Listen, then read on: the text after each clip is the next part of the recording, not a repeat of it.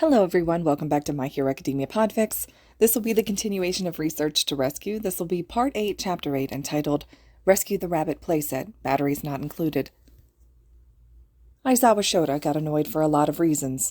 The cats got sick on the carpet, his students were being too loud or not listening, Namuri was a very emotional drunk, the list goes on and on. Aizawa Shota got angry for even less reasons. One of his students blatantly ignored him and got him or someone else hurt. Some petty criminal did unspeakable things to a civilian, his parents' reactions to Hisashi, and eventually Hitoshi, among other things. Aizawa Shota felt rage in only specific circumstances that were few and very far between, that he could count them on one hand. Right now, he was angrier than all those times combined. Judging by Hisashi's expressions and frequent worried looks in his direction, it showed. It took everything Hisashi had to keep Aizawa from jumping at the chance to help clear Phase 1 from the city. As helpful as he would have been, he's a wreck. He's working to get Phase 1 out of the way as soon as possible to go after Izuku, and that would work. And it would end up sloppy. It wasn't good for him. And how tightly strung he was about all of this. Hisashi convinced him to spend those 12 long hours in the police station so he wouldn't go back to the apartment and drag potential threats to their doorstep. No one knew if Midoriya had eyes on him. Better safe than sorry, just in case. Aizawa begrudgingly had to comply, getting a solid shower in the lockers and changing back into his hero costume. It was brought to him by Hisashi, his capture scarf now comfortingly settled around his shoulders instead of the attempt at a fake at his waist. One of the heroes on guard for the Yagis even convinced Aizawa to sleep on the cot in Tsukuchi's office while the officer was out leading the operation. All the while, the Yagis sat unaware in a different office the room over, probably still wondering why exactly they were there. Aizawa skipped the usual process for washing dyed hair, thus the dye had faded after his most recent shower. The ends showed off the streaked blonde from the bleach, fading into the dark brown that reached up to his visible roots in a subtle way. The black visible for about an inch. No stark lines, they anticipated this.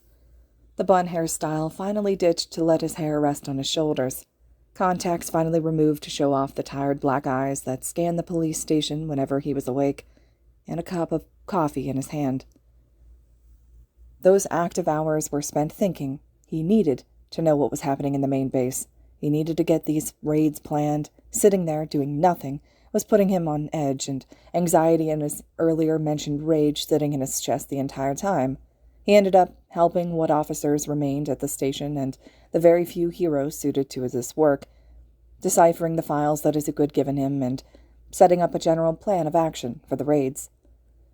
Meanwhile, across 15 cities in Japan, a majority in Tokyo and larger cities surrounding the larger bases, bombs were being disarmed, warehouses emptied, gathering spots compromised, and every little detail they could manage to find of Midoriya Hisashi's plans were scrubbed clean.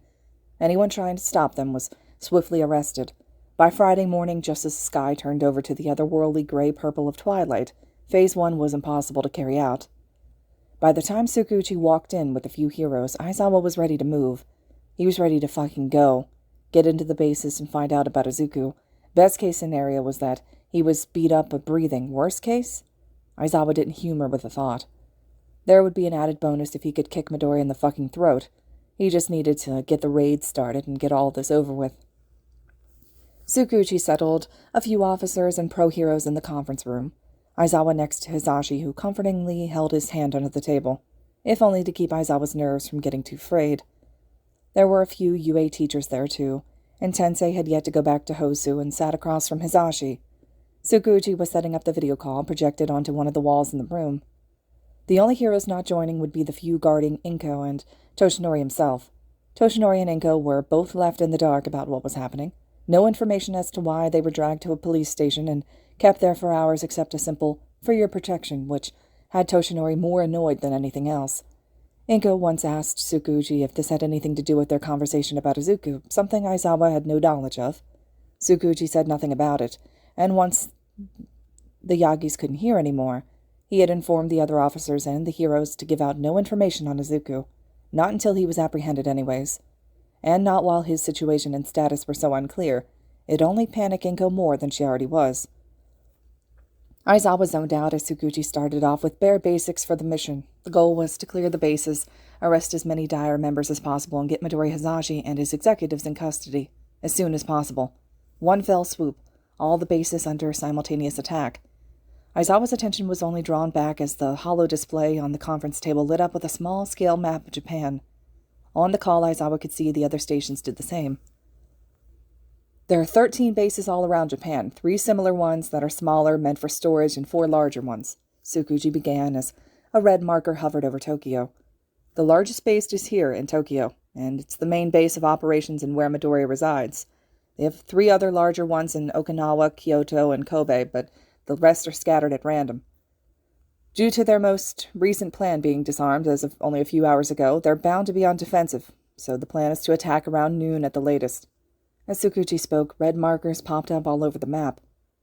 Aizawa crossed his arms and leaned back in his chair, staring at the Tokyo marker as Hisashi's hand still rested on his knee. If they're going on the defensive, it would be better to hold off until their guard is down, started a different hero that Aizawa wasn't paying attention to. It might have been that new up-and-coming Mount Lady, who knew. No, both Yamada and Aizawa said at the same time. Aizawa's was more of a hiss, while Yamada had more force and volume behind his. His tone was unaggressive and heard much easier. Nomuri, dressed in her hero costume, raised an eyebrow from across the table. Yamada was the one to continue for the two. "We get this done soon, and we get this done fast," he started. "There's a lot on the line here. There are, especially as far as captive civilians in the main base, maybe others in there too. We don't know what their current status is. The mole's information and the leak only go so far, but we know a majority of those are children, and they could be critical, and we wouldn't know. At the risk of sounding cliché, just think of the children here." "Mike," started Tensei, "if we rush in too quickly, it could only endanger them too." Aizawa was still leaning back, his eyes closed as he listened to heroes bickering about what to do next as his leg bounced. Hisashi's hand gone while they moved as he spoke, keeping his anger bottled and controlled as best as he could. Some agreeing to go now, others wanting to wait, a few other arguments trying to find a compromise. Someone said something, but he didn't care who, about Phase 1 being done. Their big players are still in the game. It was too dangerous to go letting them settle would bring their guard down. His limited self-control snapped, and he stood up with enough force to push his rolling chair backwards, hands planted palm down on the table and eyes level with the small camera over the projection screen, and pointing off at the officers that were sitting at another table. In the corner of his eyes, he didn't miss the eyebrows raising and odd looks being sent his way. "The Dire is not a group to underestimate. Letting them settle will only make things worse, make us lose them and give them time to plan something even worse than before. Midoriya Hisashi is a man of revenge, and he will not let us heroes get away with him taking his plans off course, not after it took this long for him to organize. If we don't do something now, there will be blood," he hissed. Eyes were trained on him, especially those of his co-workers, Tensei and Nomuri both looking at him in surprise, and Aizawa couldn't blame them. He normally wasn't this upfront about a direct attack to a villain, opting for stealth or surprise when guards were down and stakes were lower. "They're scrambling," he continued, lifting the pressure on his arm slightly. "They're down a lot of members after the arrest, taking down Phase 1. Some of their executives have been apprehended, and the rabbit is—" Aizawa hesitated for only half a second, not long enough for strangers to notice, and he dared not look at anyone as he did. "Out of commission. We attack today, or the window of opportunity closes." "How are we sure that the rabbit won't be joining the fight?" started Manuel from the screen. "He's loyal to the group. He'd fight to defend it like any other member." His bitter tone was poorly concealed by the speakers and the flat expression. Most likely only for his failed mission in Hosu, from what little was reported on it. It was far from a pretty scene. Manuel's emotions were well placed. Not much Aizawa could do to stop the kid, anyways. Izuku ran on adrenaline, born from a fear of Hisashi that Aizawa would never really understand. An added bonus? Rabbit's age and name were still under tight wraps. No one outside of those who listened to the tapes knew, and Tsukuji was going to keep it that way. Even the mole's identity was a closely guarded secret. Tsukuji motioned for Aizawa to sit down. He reluctantly pulled his chair back and sat down, and his arms were crossed, and Hisashi was leaning slightly closer to him, giving him a soft look that Aizawa returned with a cold one, but not an unappreciative one. "I can assure you, Rabbit will not be involved in any of the fights. The information leak proved as much," the detective started. "But Eraserhead is right. Attacking today is our best option, and if we have any chance of arresting Midoriya. And the groups stationed here, while the rest of us were taking out Phase 1, have already started coming up with a plan of action." The groups were divided by how close heroes were to the bases. Plans were hatched by groups according to their skill sets and strengths. Travel was put underway after everything was divided and orders put in place, making sure everything was optimal for their areas to work as best they could. Aizawa was put on the mission to the main base. The mission for that base would go as follows. The group would divide into 5 teams of 15, one for each floor, with backup of heroes, sidekicks, and officers guarding all known exits in case a floor needed more help or members slipped past the heroes. Once on their floor, the groups would divide further into groups of 3 or 4 and spread out to cover more area at once. They were to disarm and restrain Silver Dire members. Midori Hisashi was to be taken in alive and immediately restrained. A prepared set of quirk restraints and a high-security cell was waiting for him upon capture. All executives were to have the same treatment. Captives in holding cells were to be released and taken to one of the 4 hospitals on standby once captures were complete and it was safe to do so. Captives in dire need of emergency services, i.e. were critical, they were to be taken to the surface as soon as physically possible. The raids were scheduled to launch simultaneously. Traveling heroes suffering from a delay could join in the fray as soon as they got to their areas. Aizawa was expecting Ingenium and a few other teachers from UA on his team, though he was assigned to the 4th floor instead of the 5th, where it was suspected that Izuku was. Aizawa wouldn't go cause a ruckus about it. There were other people a bit more suited to rescue on the 5th floor. Instead, Yamada had that floor with Manuel, Fat Gum, and Fat Gum's interning sidekick on his individual team, whose break was on temporary hold for his mission. Same with a few of the other third-year UA students who got their internships the year before. Thankfully, the Wild Wild Pussycats were assigned to this mission, staying on the surface to relay instructions and observations to those who needed it, though Ragdoll was sure to have her hands full, hopping between groups of people that she could see. Her limit was 100 people, and Aizawa didn't need inside information to guess that there were more than 100 people inside that base, even without the heroes. Aizawa stood outside the main base as the 1st floor team went in, ready with his own team nearby. His individual team included Ingenium, Snipe, and Midnight. He was trying to keep his cool, not to look anxious or nervous or even upset that he'd been on a floor above and not able to know if Izuku was alive until it was over.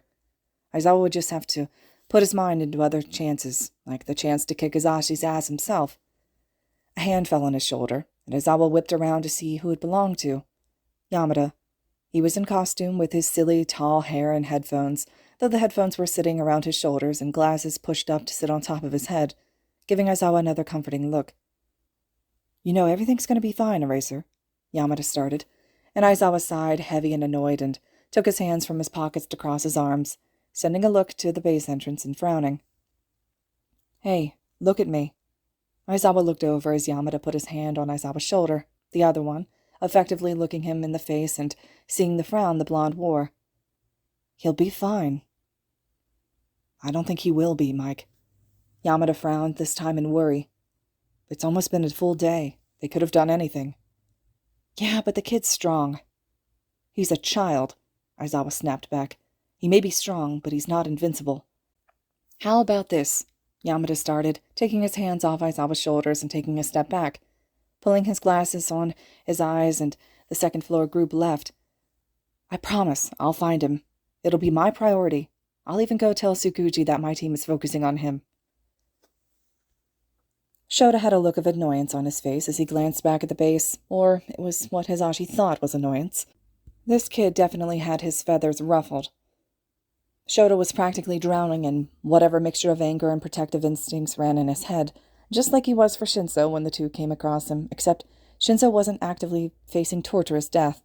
Either way, Shota wouldn't be calming down until Izuku was in the hospital healing from whatever Midori had done to him, and Hisashi couldn't even try to protest that the asshole didn't do something, though the implications of what had his own stomach twisting. His own optimism to keep high spirits between the two were failing the longer the kid was there left on his own. He'd find the kid, though.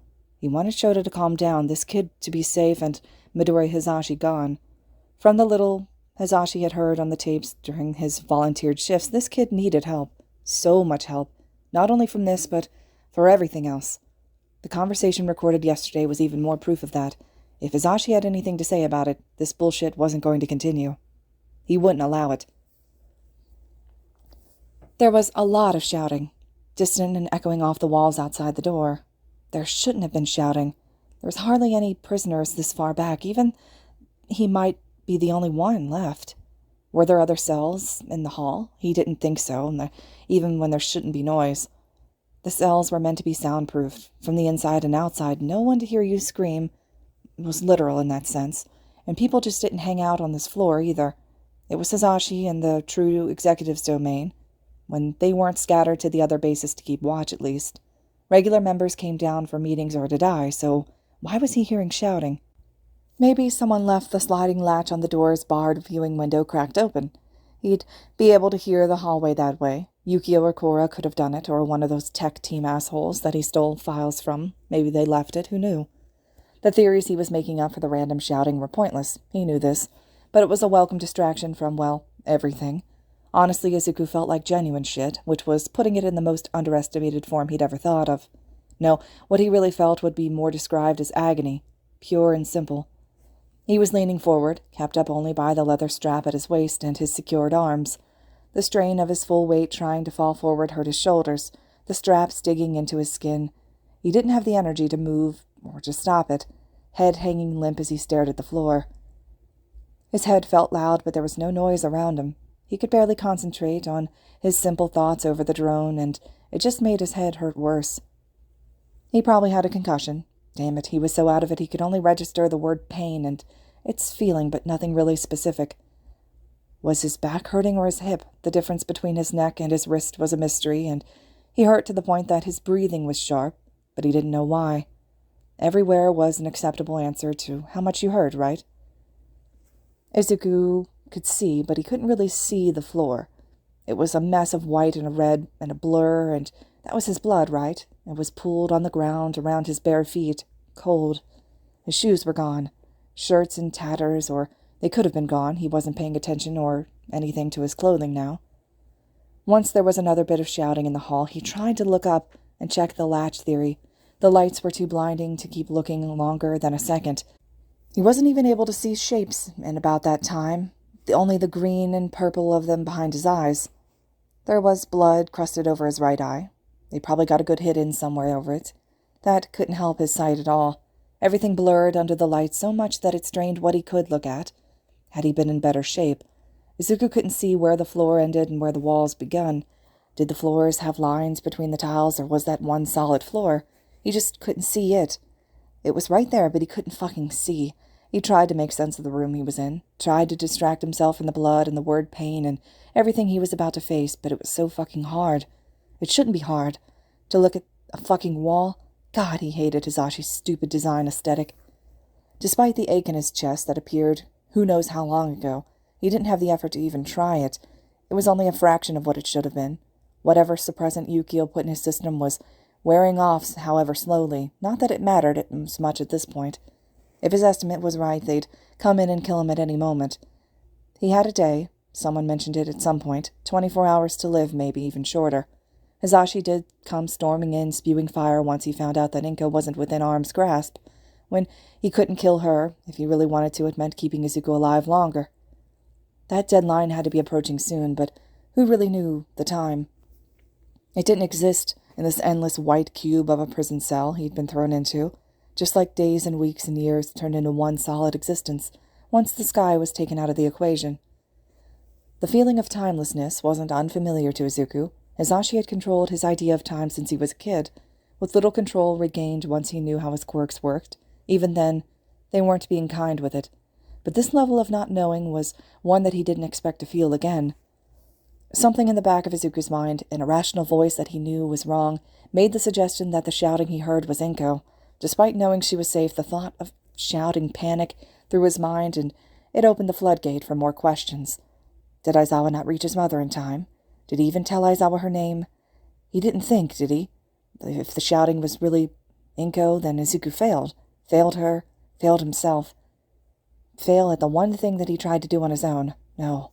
No. She can't be there. The heroes had to have saved her. They had to.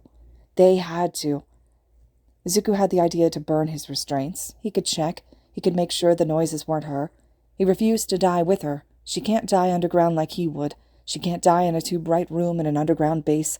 But even shifting his shoulders to try and sit up, it disturbed whatever was done to him. He had no other choice than to return to staying limp and hunched forward. Everything hurted his efforts. The burns on his neck, the cuts running up and down his injured arms. now thinly bleeding again after the dried blood was shifted. He mainly disturbed whatever the fuck Yukio was doing on his back. It felt like an ongoing effort. The healer came in every few hours, he guessed so anyways, to heal him as much as Yukio allowed, before he was sent away and he was hurt again, and again, and again, repeatedly being relieved of pain, passing out, and being forced awake a moment later. Maybe this was how they kept their worst prisoners alive before deciding to kill them. Though the specifics of what was done was mainly a blur. He knew of the burns, the shocking from the thing in his neck, and these tools on the cart that he's long since been able to see. All he could remember was that it was not long ago that they were there. They all left in a hurry after something was called on the radio. Maybe someone put something in his system before they left to keep him unfocused. Yukio was pretty tricky, so was Cora. It wasn't below either of them to use drugs to mess with people. Wouldn't be the first time. Hopefully it was the last. Maybe it was an added blood thinner and he'd bleed out and die before Hisashi could decide how to do it. That would be the ultimate miracle. At least his action was an attempt at something good, even if he had an undying suspicion that Inko was there. It probably was the best thing that he could have done in these, how long was it? 9 years in the dire, maybe 10? No, 9 sounds about right. This way, there's more over here. That was the shouting again. More clear, closer. It sounded like a guy not in pain, but more like searching. Searching for something. Down here? Why? There were other voices. He was with more people. Footsteps were echoing in the hallway. Izuku couldn't look up at the door. "There's a light over here," shouted someone else. Before Izuku knew it, the door handle shook. Someone was outside his little square hell. Maybe they moved from physical to psychological hell, push him to some kind of insanity. He was already exhausted. Even passing out gave him a shock. He'd figure out not to. Sleep deprivation and stupid tricks could be what they were using. Clever. He had to give them that. "There's someone in here," someone said, this time clearer. This was time it was right outside. There was a loud bang on the door and a new rush of air. Footsteps nearing, and then someone was in his line of sight. Trying to get the straps off his right ankle, kneeling in blood like it didn't matter anymore. Izuku managed to mumble out a soft, "Who?" that it hurt his throat when he tried to say it. Whoever this guy was looked over the rim of his glasses, tinted yellow and triangular. Green eyes stared up at him, and his yellow hair was pulled straight up. He looked familiar. He couldn't tell how. Everything was a mess. Maybe a dire member wore stupid glasses like those inside an underground hero base like an asshole. Who knew with them? They didn't exactly have a fashion sense. It's why Hisashi chose a uniform in the first place. "I'm Present Mike, little listener," he said while going back to undoing the straps. Present Mike, Present Mike. Present Mike? Like the hero Present Mike? No. Why? How? This had to be fake. This had to be a trick. "It's good that you're conscious. I was worried that you might have been dead with how still you were." Mike chattered, his voice not loud like it was during their fights, but softer, more assuring. Mike used one hand to wave someone over, asking for help with the other straps. Then there was an edge of a white cape to his left and someone's bare feet trying to stay out of the red on the ground. Izuku didn't mean to hiss with a strap that was removed from his arm, and it was taken off a little too quickly, and it ripped the dried blood off of a cut. The person working the strap took a step back. Sorry. Their voice repeated, soft, younger than Mike's, and they hesitantly went back to work, this time somewhat slower, more careful. Though one thought came through his mind. Dire members don't wear capes. Maybe these were actual heroes? Maybe. Was it too optimistic to think that? "Kid?"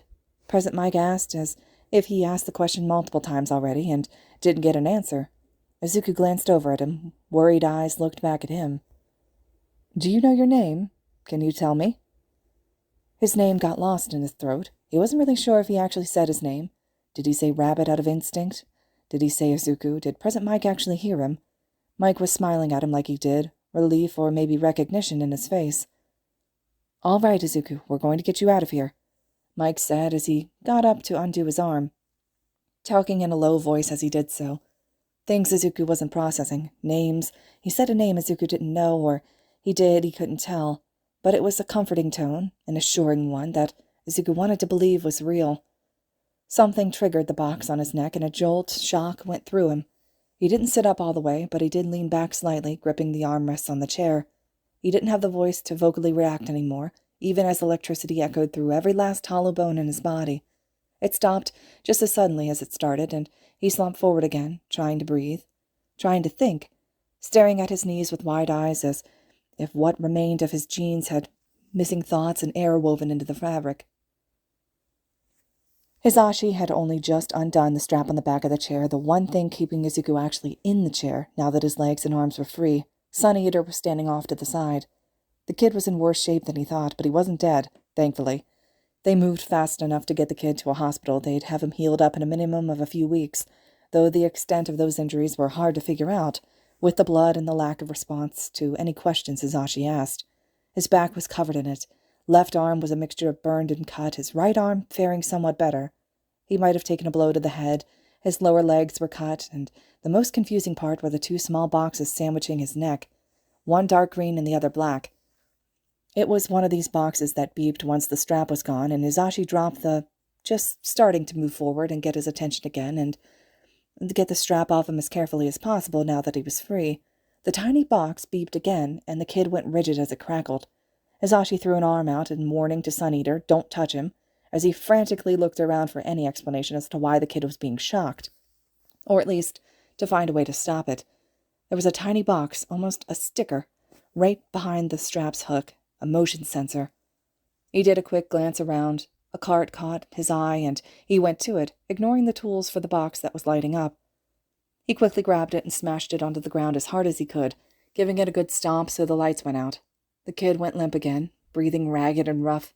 Sun Eater managed to keep Izuku from tumbling out of his chair face first. Hisashi was the one to quickly grab the strap and pull it off, taking dried blood from injuries off as he did, doing his best to ignore Izuku's sad attempt at a curse that ended up a jumbled mess of unorganized sounds. Fat Gum, who stood at the doorway keeping watch with Manuel just outside the cell, was staring wide-eyed at the whole scene. "Mike, what just—" "I don't know," Hisashi said, nodding to Sun Eater to move on with getting the kid up. "We need to get him out of here, now." Hisashi, with Sun Eater now mirroring him, was careful to put one of Izuku's arms behind his shoulders and supporting the kid's weight. Between the two, and with a count of 3, they attempted to pull Izuku out of the chair. It worked for 2 glorious seconds, and then the kid's knees buckled underneath him with a yelp, and he became pure dead weight. Though he was still lighter than the kids his age should have been. That was one of his quirks, right? The kid was whimpering, and Hisashi's arm felt warmer. They opened up injuries with that move, not good. "Gum," started Sun Eater, but Fat Gum was already in the room and swept the kid into his arms. Right side against his chest and probably worried about disturbing his left, Izuku's eyes were still open, looking around, clearly unfocused. Hisashi was positive the kid wasn't even hearing anything they said. He seemed too out of it, and that was a lot of blood. "Let's hurry," Manuel said from outside, glancing between the kid and the bloodied chair, worry clear on his face. Hisashi was the one leading the way out and up. The 5th floor was busy as their hero team took out goons who were down there as defense for new officers. They passed by Sir Night-Eye and a small team who were going to face Hisashi in his office. No words exchanged, just glances and footsteps. They were stopped just as the door to the stairwell was in sight. A door crashed open and hit the opposite wall, followed by a hero's sidekick Hisashi didn't have time to name directly. He was clearly passed out. The group had stopped as a woman with white hair had left the doorway. She glanced the group over. Blood covered her hands, and the lower ends of her rolled-up sleeves were stained. The same liquid splattered over the front of her shirt in gross amounts, still drying. She tackled Hisashi with some demonic-sounding hiss, who was closest to her.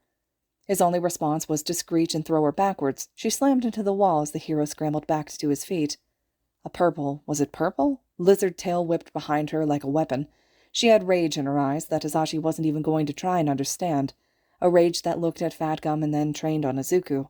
All that anger was pointed at him, and it made it look like she was out for blood. She growled as she lunged past Hisashi toward Fat Gum and Izuku, hand outstretched where Hisashi could see pointed nails ready to stab. Manuel was the one who barely was able to tackle her. Before she could make a scratch, she kicked off him and hit him with her tail with a thwack, throwing him into a different direction. Her eyes burned as she hissed and was angry. "The rabbit has to die," before lunging again. Sun Eater's arms turned into octopus tentacles and wrapped around her waist midair, throwing her far down the hall, the opposite way the heroes were going. Without hesitating, the group got to the door, opened it, and started a quick run up the stairs, knowing they had that furious woman behind them. If Manuel had any questions about her rabbit statement, then he wasn't going to ask them. It was in his eyes, though. That much was obvious, though they kept going. They were passing floor 3 when the dark matter rose from the floor and whacked Fat Gum through the wall and onto the floor, the other 3 just ahead now frozen for just a moment as they processed the missing hero and prisoner. Hisashi hurried down the steps in time to see both Fat Gum and Izuku trying to get up, Fat Gum having dropped the kid when he hit the floor. A woman, this one clad in a red skirt and not purple, was walking toward the kid. Hisashi was quick to race up, grab the back of the woman's shirt and throw her back, putting himself between the villain and the 2 she attacked. "You're facing a shadow quirk. There's an approaching enemy on the stairs." Mandalay's voice had rung clear in his mind, and Hisashi thanked everything for Ragdoll's quirk, though with a few lights out in the hall, creating at least some shadows for her to work with, there was still a danger all around. Sun Eater and Manuel were still on the stairs facing the lizard woman, and the shadow quirk woman was scowling as she looked from Hisashi to Izuku. Yamada gave a low screech to throw her backwards. She landed in the wall to the stairwell. Sun Eater and Manuel joined them as Fat Gum and Izuku had again.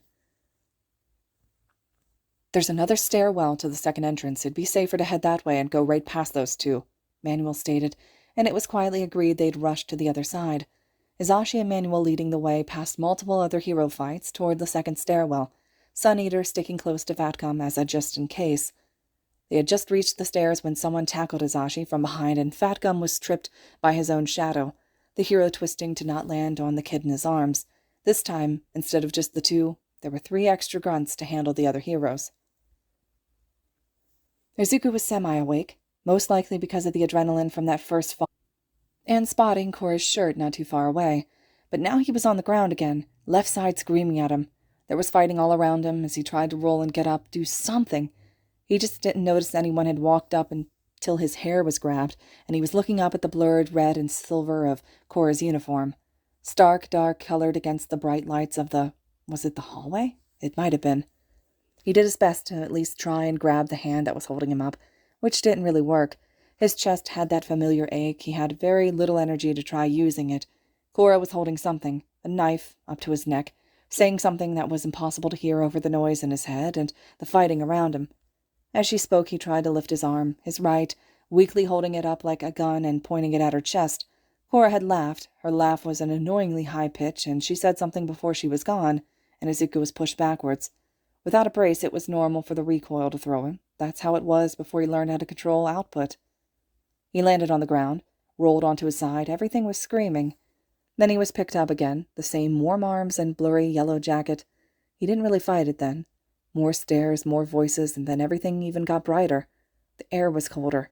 More noise all around. Izuku shut his eyes tight once the bright lights hit, listening instead. High-pitched sounds, police sirens, people talking, clicks of radios. When he did open his eyes, he saw colors and people dressed like heroes. Someone was saying assurances as a hand went to his head. A deeper voice said something. The one holding him sighed. Then he was put down somewhere. Izuku could make out the yellow jacket and the guy with the yellow hair standing next to a blue and a figure in white. He saw red on their outfits that he was sure wasn't there before, talking to other people he couldn't recognize. He could see people in medical masks looking at him, talking. He could see those heroes talking to one of the masked people and glance back at him, and he felt straps, restraints. Izuku's hand opened and closed as he tried to grab a sleeve, a hand, anything. His mind made the connection to the tech team. He didn't trust these people. They looked like tech team. If he was going to die, he wasn't going to be around these assholes. And then someone had his hand. Izuku could see blonde and green and assurances. That person was talking to the people in the masks. Then they were slamming doors and the world moved. That guy was still talking, Izuku staring at him as people were moving around. Something went over his mouth, and instead of fighting it, he watched as the world went dark. Most of the 4th floor was cleared within the better part of an hour. The more braggy of the remaining members claimed that the remaining uncaught members evacuated to other bases, only to be swiftly cut down a peg when the hero they fought admitted that all the bases were under attack. All in all, it was dealt with rather quickly.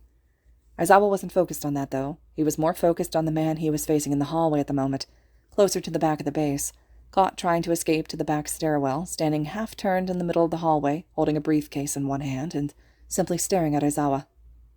Aizawa hadn't seen Hisashi in person before. Not even an image, really, but it wasn't hard to see the resemblance to Izuku and make the connection. The mess of dark hair, that was much tamer than Izuku's was, sharply dressed in a dark gray suit, complete with light green shirt and a jacket over the vest. The drying red on the ends of his sleeves weren't a good sign for whoever had encountered him before this. Even from where he stood 3 yards away, Aizawa could feel the intensity this man carried in every step, and the way he stood and stared the hero down. The intimidation he possessed was incredible. Looking at the coward of a boss and of a father, some part of Aizawa was questioning how exactly Izuku could be related to this. "You must be Hirayama," Hisashi said, right as Tensei's shouting of a special move echoed, followed by a loud crash. The rest of Aizawa's team was fighting the group that could have been Hisashi's security or a distraction, letting him get away if Aizawa wasn't too quick to follow suit and leave grunts to his teammates. "And you must be Hisashi," Aizawa responded flatly, grip on the ends of his scarf tightening. You could see Hisashi look him up and down, evaluating how much of a threat he was. When their eyes met again, the villain spoke. "You have an erasure quirk. Those are quite hard to come by," he stated. Aizawa just narrowed his eyes and waited for the first move, not daring to get too close, lest he want to be burned. Izuku might not have control over fire-breathing, but Hisashi does. Hisashi gave an unsatisfied shrug when he didn't get any kind of reply. "If you're looking for a rabbit, I'm afraid you're in the wrong place." "Izuku has already been taken to a hospital," Aizawa lied, hoping that it would throw the leader off guard. And that it was true. He hoped that it was true. Hisashi frowned as Aizawa inched forward slightly. "So the brat told you his name. What a pity." "He told me days ago. Same with the information he passed along." "If you were thinking about keeping him alive, I wouldn't," Hisashi said, as if Aizawa hadn't spoken. "It'd be a waste of time. He's not any sort of good doing what he was made for, and certainly lacking in the loyalty department. You'd be better off buying an actual rabbit than keeping him around." Aizawa didn't dignify him with a response. Instead, he darted forward for the first attack. Hisashi barely dodged and twisted, opening his mouth, smoke already pouring out and a light in the back of the throat.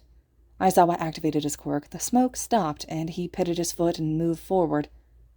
A cough as he choked on the smoke already in his lungs, the action stunning him for just a moment. A moment was enough to plant an elbow in Hisashi's chest and throw the villain further away from the stairwell door, the briefcase thrown against the wall and forgotten with a clatter. Hisashi had more up his sleeve, apparently, as he rights himself and rushes forward, surprisingly agile in a suit so closely tailored. He brandished a knife, though where he got it was a mystery, and a game of dance began. Hisashi slashing and taking the steps forward, Aizawa taking steps back to dodge. He got a few swipes in, but nothing of good damage. It was almost lazy. He'd had to blink. After one swipe barely missed his goggles, and the heat of fire was the only warning Aizawa had to dodge it, singeing the ends of a few hairs as he did. With some decent footwork and stunning Hisashi with the smoke trick again, Aizawa ended up with Hisashi pinned against the wall, a forearm over his throat, and the other gripping a wrist that was still aiming a punch at his head before the catch. Aizawa took only a second to blink before everything felt hot, barely having time to throw himself to the side and Hisashi to the other to avoid the fire rushing past his head again. Distancing himself with a strong jump backward, Hisashi must have really wanted to keep going for the head like that. Hisashi was puffing smoke and rubbing a hand over his neck, annoyance on his face. "He's going to betray you, if you keep him," Hisashi hissed. Aizawa threw out the ends of his scarf to grab Hisashi's arm. "He did it to me, he'll do it to you." Aizawa ran forward at the same time that he activated his quirk and dragged Hisashi closer, having them on the path to collision. With Hisashi's arm up in defense, in those final seconds before collision, the scarf was taut, and if Aizawa hadn't been so focused on kicking this piece of shit's ass, he would have noticed the arm that was going down to leave himself open instead of defending, but his mind was focused a bit too much on beating the shit bag to care about such minimal movements. "Well, I'm not a piece of shit father," Aizawa said, after he landed a solid kick to the side of Hisashi's chest, the man now on the ground reeling from a kick that wasn't even that bad compared to the rest of the fight. "He actually trusts me." His captured scarf wrapped around the villain's arms and stuck them to his sides, effectively making him more of a caterpillar than a scary fire-breathing asshole. Aizawa had a foot on Hisashi's chest and his quirk active, both hands holding the scarf taut. Hisashi was getting his breath back and glaring. "Congratulations, Eraserhead. You have the trust of a traitor." If anything, Aizawa made a few short notes during the rather quick fight. from how fast Aizawa needed to be to how easy it was to put the boss off guard with words. In total, there was one clear verdict. For all Hisashi was good in intimidation, business, and probably torture, his actual combat skills needed work. This was way too easy after he'd been so hyped up. "Eraser, we've got these guys tied," Tensei's voice called out and stopped as footsteps neared. Aizawa didn't dare look upwards to blink for more than a second, so Hisashi couldn't gather his smoke. The footsteps from the speed hero's armor made clunk sounds on the tile ground. "Whoa, who's that?" "Midoriya Hisashi," Aizawa hissed with more malice than he meant. Hisashi had his air back and could do nothing more than glare at the heroes with his arms pinned and his fire unusable. Tensei was giving Aizawa a look behind his helmet, and Aizawa ignored it. "It's not going to work," Hisashi said, and Aizawa narrowed his eyes behind the goggles. "What won't?" Tensei had asked. "Whatever you have planned for my boy," Hisashi smirked when Aizawa pulled the weapon tighter. Tensei shifted into something between an attentive and an attack stance. "He's on my death list." Aizawa glared. Hisashi's smirk turned into a grin, one that looked sweet but had something else behind it, something vicious that Aizawa couldn't figure out. All put, it made the hairs on his neck stand on end, even without his quirk active. "Try what you will," the villain continued, "but we will find him. That useless child will suffer. Him and Inko both. No one gets put on that list and lives longer than a year. I promise you that. The prodigal son will return and death will be delivered." "That's enough," Tensei ordered. "Eraser, let's walk him out." As Aizawa and Tensei both pulled Hisashi to his feet, and as Tensei picked up the briefcase the villain was carrying earlier, Hisashi was smiling to himself, satisfied to some degree, even as the other heroes and Aizawa's team reunited. The villain boss's presence had remained. Members were crawling from the woodwork to see their boss freed, though the amount of heroes there had them easily stopped before getting closer to Hisashi, who was being oddly cooperative on the walkout. They made it to the surface with ease, and as the restraints replaced the capture scarf, Hisashi looked back at Aizawa, though his teammates were keeping a watchful eye in case he tried anything before the restraints were complete. "You're on the list too, Eraserhead." The look in Hisashi's eyes was murderous, same with the grin. Aizawa could only somewhat understand exactly why Izuku was terrified of him. Aizawa frowned as the mouth restraint went on with a click, and Hisashi was put in the back of a police truck and taken away. The threat was another thing. Tensei just put a hand on his shoulder and shrugged, saying something dismissive about empty words.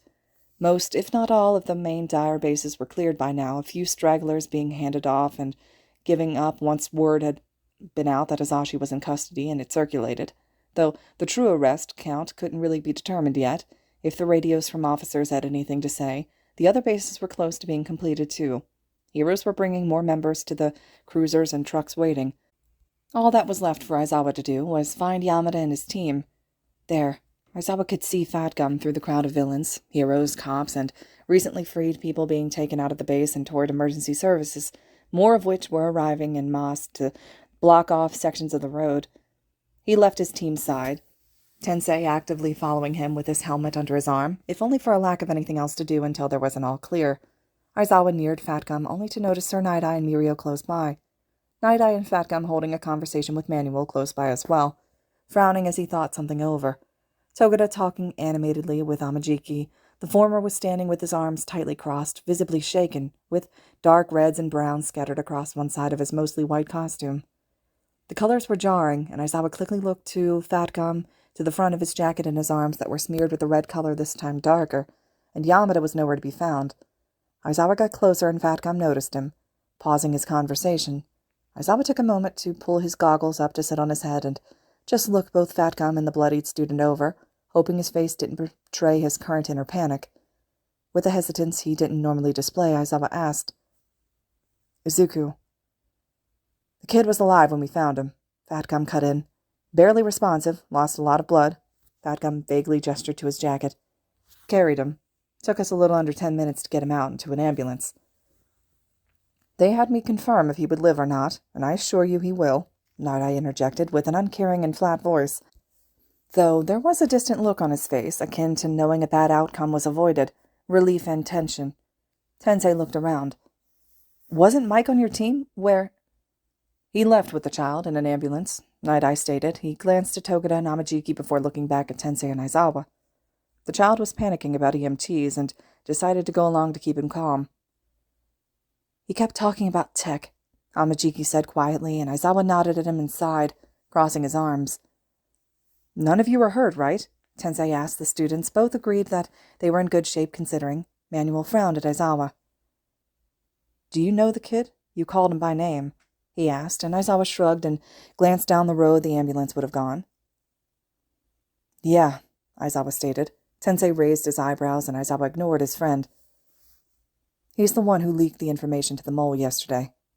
The raised eyebrows and glances in the ambulance direction weren't as subtle as the others might have wanted, but the tension in the air grew. Fat Gum looked at Aizawa, looked him over, and, in an attempt to make the mood lighter, smirked and said, You know, Eraser, brown isn't your color. Aizawa immediately frowned as Tensei started to laugh. Oh, shut it. Izuku woke up warm, which wasn't strange considering his quirk's effects on his body, but this was a different warm. He was laying on his back, on something soft, a weight over him, from the stomach down. Soft whirring and beeping sounds to his left. He slowly opened his eyes to be greeted with ceiling. It wasn't one solid, curved mass of his room or the flat ceiling of the cells. They looked like tiles, flecked with gray and black to break up the solid color. If he kicked one, it would probably make a hole that he could climb through, somewhat hard to see with the lack of lights. There was an assortment of lights on the ceiling, reflecting on the far right side of his vision. They weren't coming in from here that much for sure, but he didn't have the energy to check where the light was coming from. Actually, he didn't have the energy to move at all, if he was honest. To add to that, he wasn't sure what was going on anyways, deciding to focus on trying to figure out why he was laying down and not still in that chair waiting for death, unless he was already dead. If he was dead, this was a shitty hell. Izuku tried to move and get up, sit up at the least. Instead, his body screamed in protest, aches everywhere, mainly his arms. Nope, that was definitely real pain. He was alive. Wait, alive? How the fuck? Izuku hissed a curse, and he felt smoke plume and settle in front of his nose and mouth. That was when he noticed that there was something over his face. The beeping noise to his right got louder, and something kin to panic set in his system. He should be in that chair, not wherever he was, with a strange thing over his fucking face. What happened between then and now? Where was he? Where was he? Then he was sitting up on his own, clawing with bandaged hands and managing to get that thing off his face. Seeing the smoke lift upwards, he coughed, breathing heavy as he looked around with a hand near his throat. A hospital room. He was in a hospital room. To his right was a window, where the lights came from, much too high to jump and make an escape from. That ceiling tile was still an idea. There was a pale green blanket on his lap. His arms, mostly his left, were covered in bandages. He could still feel some on his neck, too. An IV was tucked under one of the bandages and into his left arm. 3 tubes connected into one needle that was leading to stand holding all the medications. The loud noises were the heart monitor. And very slowly Izuku managed to convince himself to calm down before he set off a smoke alarm. The smoke stopped, and he looked around again, even if it was dark. There was an electronic clock that was on the wall ahead, situated on the far right closest to the window. It read 3:36 in bright red numbers. Had to be early morning if it was still dark. The curtains to the window were partially drawn and hanging in a bundle closer to the clock. To his left the wall was glass. The sliding door was open. All of it was hidden by a curtain which was hung over the doorway, leaving a foot between the floor and the end of the cloth. Only a crack was opened by the door to make it easier to get inside. He couldn't hear anything beyond it. The walls were off-white, from what little he could see. There was a small TV in the top corner facing the bed, currently off. On the wall, bottom level, with the foot on his bed, was a framed board that it had a contact list written on it and temporary marker on glass, including names, contact numbers, and a care list that he couldn't really read well in the poor light. On his lap was the breathing mask he all but tore off his face. He squinted at it, as the beeping noise quieted somewhat. No longer extremely frantic. It wasn't as slow as before, but it wasn't racing. He glanced at the small, dull orange lights that were sitting over the buttons on his bed, finding one that looked like a light bulb and pressing it. A light flickered on from a fixture over the bed, making the room not bright but easier to see in. He could more clearly see the machinery and the words on the board. That was when the curtain by the door quickly drew back and Izuku made eye contact with the person standing there. Someone, a kind-faced woman, stood in scrubs decorated with mini all-mites, hair thrown into a messy bun, and looking at him with a mixture of relief and surprise as she slightly leaned on the doorframe. She then stood up straight and crossed the room, greeting him with a smile. She huffed a relieved sigh as she reached the bedside. "Good, you're actually awake," she started, voice soft and reassuring. "How are you feeling?" Izuku squinted at her. Where am I?" His own voice was rough and his throat felt scratched. He flinched at the noise, but the nurse was unfazed. "You're in the hero ward of a hospital. President Mike brought you in a few days ago." The nurse made a gesture for Izuku to lay down, eventually propping the foot of the bed to sit into a position when she found Izuku wasn't keen on laying flat. He only really leaned back when the rush and the panic disappeared on his injuries that were collectively arguing with his sudden sitting up. Izuku's eyes didn't leave the nurse as she looked at the framed board on the wall and went to grab a clipboard that was hanging on the end of the bed. The nurse hummed as she went about checking vitals, writing things down, talking as she did so, and probably pretending that she didn't notice Izuku watching her every move. Her name tag read Junrei. "How long was I asleep?" Izuku eventually asked. "Oh, 4 days. You've been in and out of consciousness the last few days, but this is the first time you were actually awake." There was something in her voice that said she was omitting a few details. "Your visitors will be really happy to know that when they come back during visiting hours." Izuku's eyebrow raised at this. "Visitors? Who the hell would want to visit him?" "A few heroes, I think. They've been coming in and staying almost the complete visiting hours every day since you were admitted." She then started chatting about mundane things as she went, recent weather, asking him if he liked heroes. Izuku gave a non-committal grunt as an answer, and about a recent hero interview Izuku hadn't seen. She went about checking IV drips, the needle itself, checking to make sure that Izuku didn't open any of his unhealed injuries with his sudden movements, among other things. She asked Izuku if he was feeling any pain, and Izuku was honest with her. He really hurt. A quick note later, and she was promising that she'd get clearance to up his pain meds a bit. Then she gave another cursory glance at the clipboard and hummed. "I'd say there should be a doctor to come speak with you soon, but yours isn't on call and your guardians aren't present. Visiting hours aren't until 6 a.m. She glanced at the clock on the wall. It was 3:48. "You should get some rest in the meantime, Midori-kun," she hummed before turning towards the door. She was gone, closing the curtain halfway and leaving with the clipboard.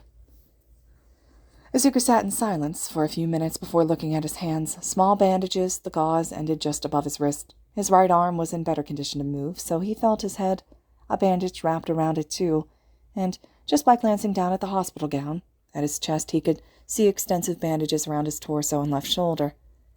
Izuku decided he couldn't do anything but stick in bed like this, and getting up was probably a stupid idea too, so he let his shoulders relax and stared up at the ceiling. At the lights from the city outside on the roof over the window, listening to the very faint sounds of the hospital in the background and the rhythmic beeping of the heartbeat on the monitor, he blinked, and the sun was up. Not all the way up. It was just about dawn. The clock read 5:45 a.m. He must have passed out. He didn't hurt as much as he should. Pain medications kicking in. He was still propped up. He had to admit, it felt better not being flat on his back. Not here, anyways. When he was unsure what the fuck actually went down between the time that he was in the chair accepting death and suddenly waking up in the hospital alive. It was honestly weird.